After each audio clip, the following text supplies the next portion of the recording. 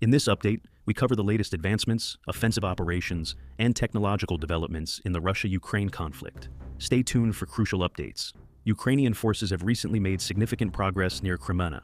They have regained positions in the forested areas south of Kreminna and east of Terny, according to geolocated footage. Ukrainian troops advanced about 800 meters near Terny and 1 kilometer in the Serebryansk forest area. Russian forces, in turn, have advanced east of Makiyivka, with conflicting reports on the control of Stepova-Novoselivka. These movements indicate an ongoing, intense battle along the Kupyansk-Svatove-Kreminna line, involving elements of the Russian 1st Guards Tank Army and Chechen Shrama detachment. Russian forces have continued offensive operations in Kharkiv Oblast, aiming to push Ukrainian forces back from the international border with Belgorod Oblast and approach within artillery range of Kharkiv City. On June 30th and July 1st, they targeted positions near Lyptsi and Hlyboke and northeast of Kharkiv City near Vovchansk. Despite these efforts, there have been no confirmed changes to the front line. Additionally, Russian mill bloggers highlighted a purported Russian FAB-3000 glide bomb strike against Ukrainian positions in Slobozhansk. This ongoing conflict underscores the strategic importance of Kharkiv Oblast for both sides. Ukraine is bolstering its defense industrial base to enhance its self-sufficiency. Between February 2022 and June 2024, the Ukrainian Ministry of Defense codified 20 models of sniper and anti-materiel rifles, with 1/3 produced domestically. In 2024 alone, nearly 480 new types of weapons and military equipment have been codified and deployed. Additionally, Ukraine is mass-producing drones capable of hitting targets over 1,000 kilometers away, and has established a maintenance center in western Ukraine for German-made armored combat vehicles. These efforts aim to strengthen Ukraine's combat capacity amid ongoing conflicts. The Russian information space continues to highlight the mistreatment of wounded and disabled Russian service members. Reports indicate that commanders have forced untreated wounded soldiers to return to the front line, knowing they would likely die.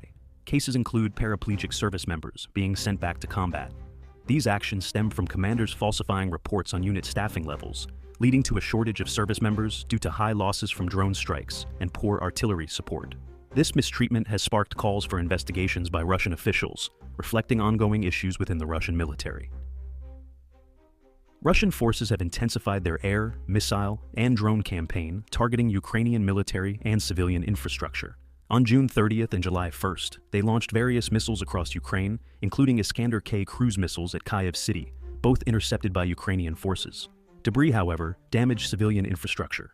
In Dnipro City, ballistic missiles struck civilian sites overnight. Russian mill bloggers reported an Iskander strike on Myrhorod Air Base in Poltava Oblast, causing explosions nearby. Ukrainian air defenses downed a Kh-5969 cruise missile over eastern Ukraine. Evening missile strikes are becoming more frequent, increasing civilian casualties.